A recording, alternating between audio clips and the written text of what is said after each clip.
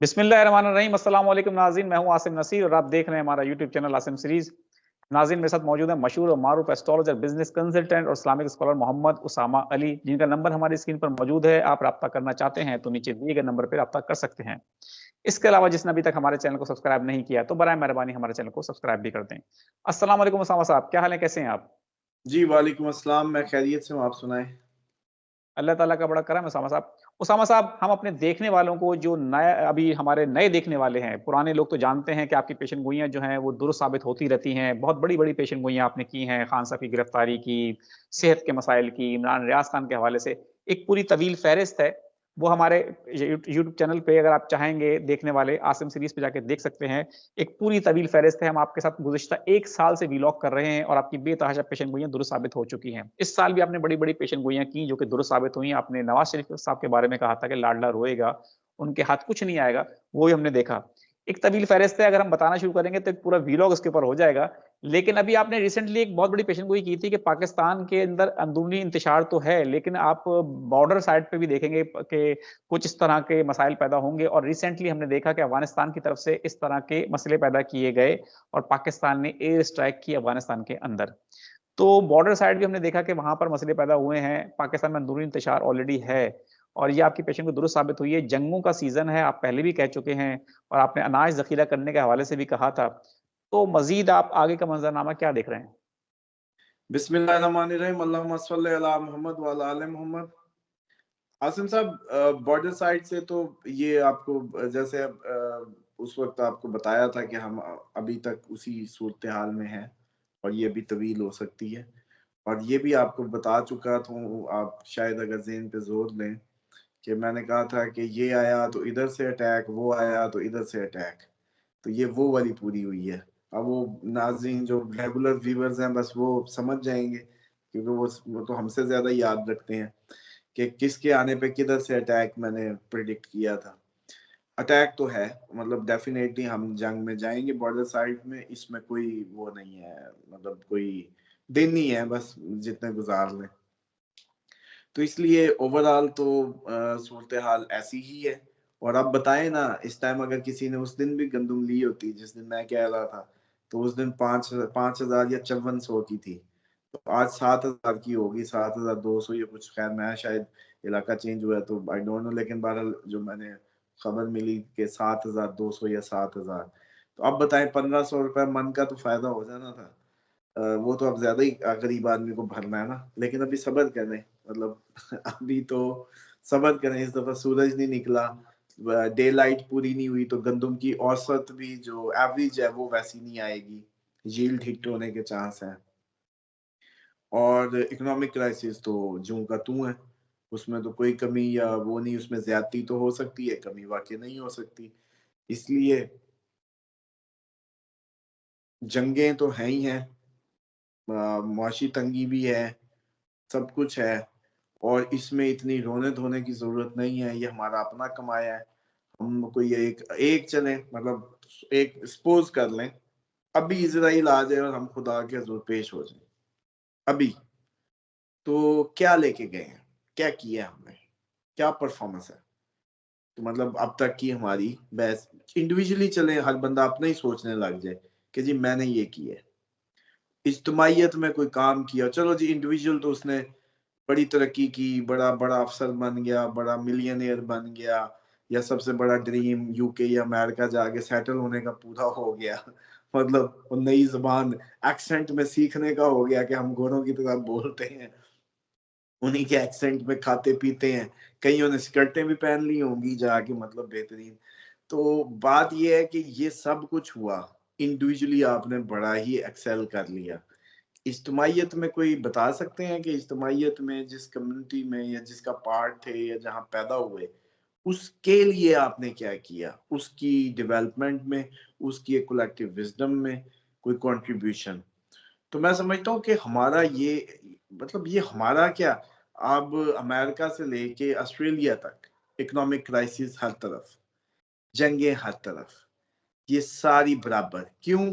क्योंकि हमने ये सोच लिया था कि खुदा के निज़ाम, ये मौलवियों की बातें हैं, ये कहानियाँ हैं, ये चीज़ें हैं, इसके अलावा भी कोई राह हल निकल आएगा। तो वो निकालते रहे हैं इतने सालों में, 1 सदी तो हो गई जंग अजीम जो दौम गुजरी।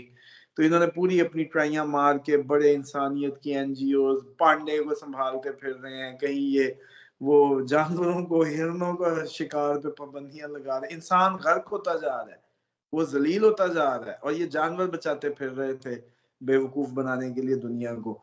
तो असल बात ये सब ने एक्सपोज होना है, आपने भी, मैंने भी, अमेरिका ने भी, हर उस दुनिया परस्त ने जिसने खुदा के मुकाबले में उसके दीन को नहीं समझा। और बल्कि ये सबसे बड़ी मैं समझता हूँ जो नहुसत है हमारी जिंदगियों की, खैर जाती तौर पे जो मुसलमान अपने आप को कहते हैं, कि भाई नबी पाक सल्लल्लाहु अलैहि वसल्लम की जात मुबारका की जो ये सुन्नत और फर्ज में फर्क करके जिंदगियां गुजारी है ना, इसने बर्बाद की है। मेरे नबी की सुन्नत भी फर्ज ही है, ये जो सुन्नत सुन्नत करके उसको साइड पे छांटी कर दिया फर्ज की तरह, तो उसने बर्बाद की है। ये चले मिसाल दे देता हूँ, नबी पाक सल्लल्लाहु अलैहि वसल्लम ने हुक्म दिया था दांत साफ करने का, 5 टाइम मिसवाक का हुक्म दिया था। अब मैं मरकरी की रेमेडी देता हूँ, जिसका दौलत का घर सही नहीं है, जिसका सेकंड हाउस डिस्टर्ब है, जिसके दांत या आंखों का मसला है, वो कभी भी वेल्थ जमा नहीं कर पाएगा। इसका इसका मतलब रिसोर्सेज में फर्क आएगा, रिसोर्सेज नहीं जमा कर पाएगा। दांतों को 5 टाइम साफ करे, मरकरी ठीक होगा। अब बताएं, मतलब अब आके हमें कितनी बदकिस्मती है कि एक नॉलेज से नहीं समझ आई मनवान, हालांकि नबी पाक सल्लल्लाहु अलैहि वसल्लम की जो जात मुबारक है, खुदा के बाद वो हैं तो खुदा है, उन्होंने बताया सब कुछ, हम तो उन्हीं की उस पे हैं। तो सबसे बड़ा इनाम है कोई कायनात पे, मैं समझता हूँ उनकी शक्ल में, और फिर हमारे लिए तो उससे बड़ा कि हम उनके उम्मती। तो लेकिन उनकी बात के लिए हुक्म यह था कि समेना व अताना, सुना और अतात की, लेकिन हमने छांटियां की, ये फर्ज है, ये सुन्नत है, ये करना है, ये नहीं करना, उसका नतीजा है। तो ये मैं किसी दिन इस पे भी प्रोग्राम करें कि एस्ट्रोलॉजिकल रेमेडीज को हम इस्लामिक उसकी जो वर्चूज है उससे साबित करेंगे। कि मिसाल है कि अगर किसी को एस्ट्रोलॉजी का नहीं पता या एस्ट्रोलॉजिकल नॉलेज नहीं है, या इसमें हम अपने हिंदू भाइयों को बड़ा कोरिलेट करके बता सकते हैं कि भाई अगर एस्ट्रोलॉजर के पैसे नहीं है या उससे कंसल्टेंसी महंगी, क्योंकि बादशाहों का काम था ये, कोई इतना गरीबों के लिए काम तो था नहीं। और अमूमन बल्कि अभी भी लोग कहते हैं कि आप तो मजहबी स्कॉलर है तो पैसे लेते हैं। मैं कहता हूँ कि 5-5 घंटे डेली जो व्लॉग देता हूँ, ये सारे पैसों से तो नहीं आते, ये आप लोगों के लिए ही होते हैं, जिसमें आप लोग सारे क्वेश्चंस करते हैं और बाकी मतलब उसकी जो है, वरना तो बस इसी में रह जाए। तो ये असल में मैं समझता हूँ कि हमारी बदकिस्मती है कि ना हमें वो, जैसे कहे ना, वो कौन सा था शेर, अब मेरे ज़हन में नहीं है, बस मुझे ये याद है उसका आखिरी जुमला कि ना इधर के रहे ना उधर के रहे। तो ये वो वाली हम पे मिसाल है। ये वैसे हमारे व्यूअर्स में कोई, मुझे उम्मीद है कि नीचे पूरा कर देगा इसको। ना तो खुदा ही बहरहाल मिलन वाले सनम। हाँ हाँ हाँ, बिल्कुल बिल्कुल बिल्कुल, ना इधर के रहे ना उधर के। बिल्कुल ठीक है। उसामा साहब, ये जो जंगों के हवाले से डोनाल्ड ट्रंप ने एक बहुत बड़ी स्टेटमेंट दी है। उन्होंने कहा है कि अगर मैंने सदारती इंतखाबात मुझे ना लड़ने दिया गया तो खून-रेज़ी होगी। तो आपने भी बहुत पहले कहा था, अमेरिका की तबाही के हवाले से भी आप कह चुके हैं कि अमेरिका के अंदर भी हालात बड़े ख़राब होंगे। और प्यूटन जो है वो सदर बन चुके हैं रूस के, और कहते हैं कि रूस की तारीख में वो स्टालिन जो है, जोसेफ स्टालिन, उसके बाद दूसरी बड़ी मुद्दत वो गुज़ार रहे हैं इस वक़्त। और वो भी जंगों के अंदर इस वक़्त अपना चली गई है। रूस जो है एक अरसे से उसकी यूक्रेन के साथ जंग चल रही है। तो आप आगे का मंज़रनामा क्या देख रहे हैं? अगर अमेरिका के अंदर उनके जो प्रेज़िडेंट के उम्मीदवार हैं, वो ऐसा स्टेटमेंट दे रहे हैं, तो फिर आगे तो बड़े हालात बड़े खौफ़नाक नज़र आ रहे हैं। प्यूटन का तो ओथ लेने की देर है, क्योंकि अहद तजदीद वफा दोबारा होगा, पूरी ताकत होगी, फैसले लेने में आसानी होगी, इबहाम नहीं होंगे, एम्बिग्यूटी नहीं होगी, ग्रिप पूरी है मुल्क पे। चलें जी, इलेक्शन जनवन ना हो, ग्रिप तो इसका मतलब है पूरी है मुल्क पे। समझ रहे हैं? फैसले लेने के लिए दो ही चीजें हैं, या तो अवाम या ग्रिप। दो चीजें अगर पूरी हैं तो ठीक है, नहीं इनमें से एक भी पूरी है तो तब भी ठीक है। तो ट्विटर ने जैसे ये ले लिया, और ये जैसे उसको यूक्रेन को जबरदस्ती अमेरिका शामिल करवा के कोशिश करेगा कि नई हुकूमत बनने से पहले पहले इस मिशन को पूरा किया जाए कि यूरोप को तो बनने लगाया जाए ना जंग में। तो प्यूटन ने अब ले लिया वो, अब कोई दिन ही जाएंगे, बस यूरोप ने जंग में जाना ही जाना है। और ट्रम्प की जो आपने बात की, ट्रम्प के ज्यादा तगड़े चांसेस हैं। और अमेरिका ने इस दफा अपनी जो चुदराहट है साल के एंड तक वो खोनी है, उस पर लूज ग्रिप होगी। लेकिन सेम टाइम पे उसी लूज होती ग्रिप को पाने के लिए जो पैनिक क्रिएट होगा, वो पैनिक पूरे मिडल ईस्ट को भी भुगतना पड़ेगा, वो पैनिक यूरोप को भी भुगतना पड़ेगा, वो आपको और हमें भी भुगतना पड़ेगा। बिल्कुल ठीक है। उसामा साहब, यूरोप के हवाले से तो आपके आपके पास हम दोबारा आएँगे, एक सवाल आपसे करेंगे। लेकिन अभी इसी टॉपिक से एक रिलेट करता हुआ क्वेश्चन है कि हमारे पास आया है, उसामा भाई से पूछें कि चाइना की सिचुएशन ठीक रहेगी अगर इन्वेस्टमेंट करें उधर, स्टडी के लिए चाइना जाया जाए? तो चाइना के हवाले से ही बता दें। देखें, इन्वेस्टमेंट तो इस वक्त सिर्फ एक एग्री लैंड है दुनिया में जिसमें की जानी चाहिए, बस। और उसके लिए बल्कि आपके व्यूवर्स के लिए भी जो क्या था, हमने उस वक्त इको मॉडल सिटी की बात की थी, उसके लिए भी ये है कि जितने अमेरिकन या हमारे ये यूरोप के, यूके के चाह रहे थे कि जी हमें बताएं हम क्या करें और किधर जाएं, उसके लिए तो हमने पाकिस्तान में एक मार्क की है प्लेस, जहां उम्मीद बड़ी है कि हर हवाले से, बॉम्बिंग से लेके आबादी से दूर, एक ऐसा खिता जिसमें एग्री लैंड्स भी सस्ती हैं, ओवर वैल्यूड भी नहीं है, और ये अपना उधर इन्वेस्ट करके आगे आने वाले टाइम में वहां हम एक शहर आबाद कर सकते हैं, एक छोटा सेफ सिटी। तो उसके लिए तो अपनी अपनी इंटेंशंस बल्कि मैसेज करवा दें व्हाट्सएप में।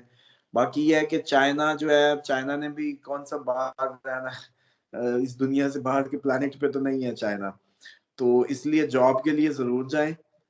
लेकिन जो इन्वेस्टमेंट है, इन्वेस्टमेंट के दो ही फेज होते हैं। सबसे वर्स्ट होता है कि आप गोल्ड में चले जाएं, ये वर्स्ट सिनेरियो है। लेकिन उसमें ये होता था कि गोल्ड भी वर्थलेस हो जाता है जब ज्यादा जंगों में घिर जाए। फिर किसी को सोना दो तो उसने क्या करना, वो कहेगा अपना काम कर, जान बचेगी तो देखेंगे। तो दूसरा होता है कि लोहा, जो आयरन है, आयरन इंपोर्ट से रिलेट करता है, रास्ते बंद हो जाते हैं तो मुल्क को, किसी को भी अपनी जिंदगी को रीबिल्ड करने के लिए या उसके लिए लोहा बड़ा जरूरी है। तो गोल्ड से भी ज्यादा अगर कोई चीज वैल्यूएबल मैं समझता हूँ अपकमिंग उसमें हो सकती है, तो वो लोहा हो सकता है कि आप लोहे के कबाड़ ही लेके बेशक रखें या लोहा संभालें, ये लेकिन फिर दूसरे लेवल की है। लेकिन जो इंसानी लेवल की जो है ना, खुदा के बंदे की जो अप्रोच है, वो ये है कि वो एग्री लैंड में चला जाए। एक तो रुपयों से निकल जाएगा, उसके पैसे मतलब वो कन्वर्ट कर देगा जमीन में, फिर उस जमीन में जिससे कुछ निकलेगा, ये शहर का प्लाट तो नहीं अंडे देने लगा ना। मकान अगर आपने किराए के लिए किए, तो कोरोना में जैसे किराए नहीं मिल रहे थे, तो जंगों में भी कौन से किराए। तो लेकिन वो एग्री लैंड जो है ना, वो कम से कम फल देगी। और अगर आपने खुदा को राजी करना हुआ या नसीब हुआ आपका, तो अगर आपने एक मुरब्बा भी ले लिया, मिसाल दे रहा हूँ कि महंगी एरिया नहीं है, वो सस्ते एरियाज हैं जहाँ अच्छी खासी तादाद में आप ले सकते हैं, एज कम्पेयर टू मतलब एक 50-60 लाख का किसी अच्छे एरिया में एकड़ है, तो वहाँ वो 7-8-9-10 लाख तक हो जाता है। इस तरह की एरियाज हैं तो 5 गुना सस्ता। लेकिन उससे औसत तो वही गंदम की आ सकती है ना सर, जो उस एकड़ से आनी थी। तो उससे आप कितने लोगों को पाल सकते हैं। मतलब आसिम की थी उधर लैंड, तो रिश्तेदारों के भी अब मसला बन गया कुछ भी, तो आप कहेंगे भाई गंदम अपनी आओ, खुद ही करेंगे, खाएं पिएंगे, जिएंगे तो सही कम से कम। तो इसलिए मैं समझता हूँ कि इन्वेस्टमेंट वाइज तो किसी को भी कहीं भी अब अपकमिंग टाइम में किसी भी मुल्क में, पहली बात, मैक्सिमम किसी भी मुल्क में एग्री में ही जाना चाहिए। या अगर पैसे वो करने हैं, तो मुझे तो अब डॉलर का भी आगे कोई इतना वो नहीं नजर आ रहा है एतमाद। जैसे कहते हैं कि पहले तो डॉलर लेके रख लेते थे, तो अब बेहतर है कि आयरन लें, लोहे में कर लें, एग्री लैंड में आ जाएं। एग्री लैंड सबसे पहली प्रायोरिटी, दूसरी लोहा, तीसरी गोल्ड है। बस इसके अलावा जो है कोई मैं नहीं समझता फिलहाल जो है। बिल्कुल ठीक है। उसामा साहब, आपने यूरोप के हवाले से कहा कि यूरोप भी जंगों की तरफ जा सकता है। हमारे बहुत सारे लोग हैं जो कि हमें फ़ॉलो करते हैं, यूके में रहते हैं और यूरोप के कुछ ममालिक में रहते हैं। वो हमसे अक्सर और बेशतर पूछते रहते हैं कि हमें हालात बताएँ, क्योंकि महँगाई वहाँ पर भी बहुत ज़्यादा हो चुकी है। पिछले दिनों देखा कि गैस के हवाले से शॉर्टेज हुई यूरोप के अंदर, यूके के अंदर, इस जंग का जो इम्पैक्ट था रूस और यूक्रेन का। तो यू यू यूरोप में रहने वाले, जो यूके में ख़ास तौर पे रहने वाले लोग हैं, उनके बारे में आप क्या कहेंगे? देखिए उनको भी, मैं तो ये पहले ही कह चुका हूँ कि जंग हो या ना हो, फूड क्राइसिस तो आने ही वाला है, क्योंकि यमन का रास्ता गर्म हो ही जाना है, ये दिन ब दिन और एक्सीलरेट पकड़ लेगी। और अगली ट्रम्प से पहले पहले कोशिश की जाएगी कि मैक्सिमम पंगे जो है ना, वो जो अहदाफ हैं वो हासिल करने की कोशिश की जाएगी। नई, और फिर नया करवट देने के लिए नया फेस ले आएंगे कि ओ चलो बस, सॉरी सॉरी सॉरी, वो तो ऐसी कमीना था, उसने ये कर दिया तो मैं अच्छा आ गया हूँ। हालांकि कहानी वही चलनी है जो पेंटागन की है, लेकिन वो एक फेस सेविंग। तो इसीलिए यूके में भी फूड क्राइसिस आना ही आना है, उसके लिए बेहतरीन पूछते हैं, सब भी पूछते हैं, उनके लिए तो अब जैसे बताया कि इसी में कर सकते हैं, हमारे साथ एग्री मॉडल में आ जाएं, जितनी जिसकी इस्तेताअत है अपने आप को महफूज करे अपकमिंग टाइम के लिए। लेकिन अपनी जो उधर भी अभी भी जो सालाना फूड आइटम है वो कम से कम अपने ले लें, पैसे ही बच जाएंगे कम से कम इनके फूड क्राइसिस में। और बाकी ये है कि ये मैंने इनको बताया हुआ है, जो अमूमन बात करते भी हैं यूके से, कि देखिए अगर यूक्रेन शामिल हो गया ना और ऐलान हो गया नेटो का, तो फिर आप लोग अपनी टिकटें शिकटें जो है ना बस सीधी करके रखना। तो वो फिर कहते हैं हम जाएं किधर भी, आज है पाकिस्तान इतनी भी नहीं, इधर बड़े जंगल के एरियाज हैं, कहीं ना कहीं इनको जैसे कहते हैं ना ठिकाने लगा लेंगे, बैठे हैं। अब अगर इतना इनको जैसे कहते हैं वो वक्त से पहले इंटीमेट करते रहे, बताते रहे, अलर्ट करते रहे, तो अल्लाह खैर ताकत देगा कि इनको जो है कहीं संभालने की भी, तो कोई मसला नहीं है। लेकिन उसामा साहब, लोग हमें यही कहते हैं, पहले भी एक दफ़ा आपसे बात हुई थी इस मौज़ू के ऊपर, तो लोगों ने कहा था पाकिस्तान के हालात तो वैसे ही इतने ख़राब हैं, तो हम पाकिस्तान का रुख करके करेंगे क्या? देखिए पाकिस्तान के हालात खराब हैं, इधर के जितने मर्जी खराब हो जाएं, यूके जितने तो नहीं होने लगे। क्योंकि वो तो एरिया भी कम है, एक तो एरिया कम है, दूसरा मतलब एक मिसाल के तौर पे एटम बम पाकिस्तान पे मारे ना किसी एक जगह पे, तो 30-40 किलोमीटर का रेडियस है। तो आप तो इतने बड़े हैं, मतलब इधर मारेंगे तो उधर लाजमी नहीं है कि आपके जंगलों में भी उसके असरात चले जाएं। ये जैसे मुल्तान तक अगर लगा भी दें, रहीमिया खान को मारें, इधर मारें, आगे मारें, जिधर भी लगवाते जाएं आप, तो उसकी अपर साइड जो है डीजी खान से आगे पहाड़ है, चीजें हैं, वो रोकेंगी। आप लंदन में जाते हैं, लंदन पहले वादी है खुद भी, पहला तो वही होगा शिकार ना। तो बाकी तो उनके इतने से मतलब वो है फासले हैं, तो मैं नहीं समझता कि कोई बहुत बड़ा रकबा है जो असरात को, अगर एटमी को दूसरी को लो तो तब भी इनको पता नहीं है। लंदन में रियट्स हुए थे, एक काला मरा था, उस पे रियट्स हो गए, दुकानें लुट गई थी, उधर दुकानें लुट गई, शीशे टूट गए थे ब्रांड्स के, इन्होंने देखा हुआ तमाशा। तो अब अगर कोई इस तरह का अनरेस्ट हुआ, जंग तो आती आएगी, ये जो अनरेस्ट लंदन को मारेगा, काले लूटेंगे, ये सब आपस में लूटेंगे, लूट मार मचेगी, वो खतरनाक है। अब इसके लिए पाकिस्तान में हम जो जैसे उसका प्लान किया, वो ऐसी एरिया किया जहां कोई करीब बड़ी आबादी ना हो कि कोई टूट पड़े किसी भी हालत में। और इसीलिए ये है कि वहां जाके कम से कम भाई अपनी सिक्योरिटी, अपना एक जंगल में जमीन लेके अपने खाने पीने का इंतजाम करें। बस लग्जरी लेविश तो देख ली भाई, हम जी यूके जाएंगे, नेशनल हो जाएंगे, ये करेंगे वो करेंगे, अब प्रॉपर्टी या मॉर्गेज की उसको उतारते उतारते उतारते अब कोई दिन आने लगे थे तो जंग आ गई, ये लो। इसी तरह कनाडा वाले कहते हैं कि जी हम तो मॉर्गेज में ही रह गए, इंटरेस्ट रेट में ही रह गए, अब बच्चे घर नहीं है, माए बैठी इंतजार में कि बेटा आएगा बेटी आएगी, किसी की बेटी नहीं आ रही, किसी का बेटा नहीं आ रहा, कोई मिल नहीं रहा। तो ये इसलिए गए थे चांद पे। अगर यही अमर बिन मारूफ व नही अनिल मुनकर डंडे उठा के इस माशरे में कायम किया होता, पहले दिन पूछा होता कि डॉलर जब 50 से 60 का हुआ था, उस दिन ही माशाल्लाह सड़क पे निकले होते और पूछते कि ये कैसे बढ़ा है, या इस पे सीरियस एक्शन लिया जाता। या जब रेडिकल हो रहा था माशरा फिरका वारियत में या किसी और इकोनॉमिक इस्तेसाल में, तो जरूरत ही नहीं थी बाहर जाने की, मतलब उस सब की कहानी तो फिर वही की वही। लेकिन बहरहाल जो एज कंपेयर टू यूके जो है वो इतना सेफ नहीं होगा। इनको खुद जो मैंने मिसाल दी है वो खुद इनको समझ आ गई। अमेरिकन रियट्स, जब कोरोना आया सबसे ज्यादा अमेरिका में असला बिका था, समझ रहे हैं? तो ये यहाँ कम से कम फिर भी in the shape of blogs, in the shape of family gatherings, मतलब आप हम दो चार इकट्ठे हो जाएंगे, कोई अपनी सिक्योरिटी, कोई अपनी वो, कोई मिलने जुलने का थोड़ा सा माहौल है ना, कोई कुछ कर लेंगे। तो वहां तो इंडिविजुअलिज्म और सेपरेशन, अकेले अकेले दीवारें देखते हैं।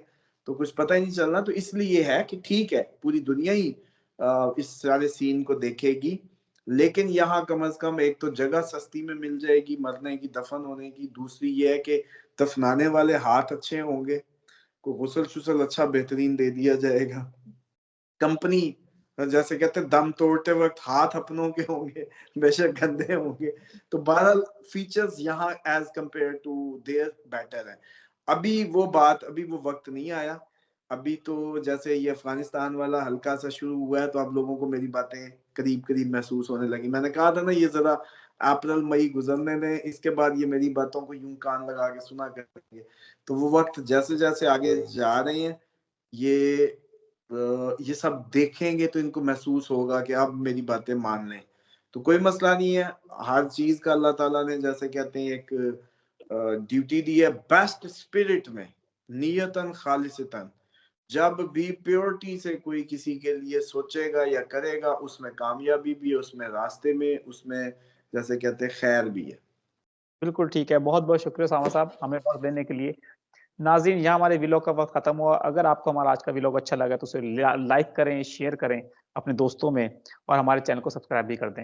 नहीं, आखिर इसको तो हमारा शेयर जनाब, इसको तो शेयर लाज़मी करें कि जिधर-जिधर तक पहुँच सकता है, ताकि उनको अफ़गानिस्तान वाली से इंडिकेशन हो के प्यूटन और नज़र रखें ताकि सब। तो ये जितने भी इनके मेरे ख़ैर माशाल्लाह अब तो काफ़ी आपके हमारे कोई फैन्स भी हैं, जो वैसे मक्खन लगाने में रहते हैं, तो थोड़ी-सी उँगली को भी हरकत दें और अपनी जितना भी पाकिस्तानी, एशियन, मुस्लिम जो भी इवन नॉन मुस्लिम भी वो जितना भी है in the sense of humanity इसको स्प्रेड करें, बल्कि इसका तर्जुमा कर लें कोई गोरी के वो जैसे कहते हैं एक्सेंट में कोई एक आधी मेरी उसकी वीडियो एक्सेंट में बना के उसको साथ मुझे चला के वो लगा दें, ताकि गोरों का भी भला हो जाए। बिल्कुल ठीक है उसामा साहब और एक अच्छी बात तो फैलाना भी, उसको बताना भी सदका है। तो हमारे कोशिश होगी कि हमारे देखने वाले जो हैं, अगर आपको ये अच्छा लगा है व्लॉग तो अपने दोस्तों को शेयर करें ताकि उनको भी इस बात के बारे में आगाही हो। आखिर में हमारा वही पैगाम है, मुस्कुराएँ, प्यार बाँटें और अपने आस-पास के लोगों का ख़्याल रखें। खुदा हाफ़िज़।